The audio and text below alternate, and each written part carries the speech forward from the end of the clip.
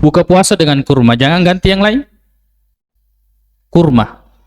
Berbuka dengan kurma. Ini bahasanya yang harus diperbaiki. Bukan berbuka dengan yang manis-manis. Hah? Karena kurma ini seandainya bukan sunnah, disampiangi kurma.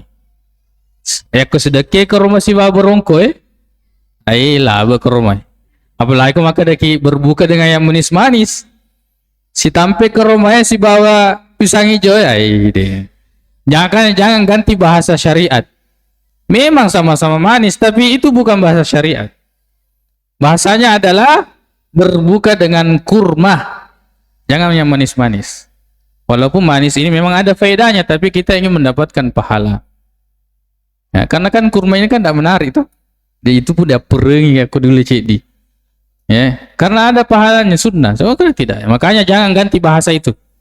Biar apa namanya? Itu bahasa penjual-penjual apa namanya? Iklan-iklan sirup biasanya. Berbuka dengan yang manis-manis. Kita berbuka dengan kurma. Kalau tidak ada kurma, apa? Sirup? Bukan, air putih. Kalau tidak ada kurma, maka air putih. Fahuwa tahur. Maka itu lebih bersih.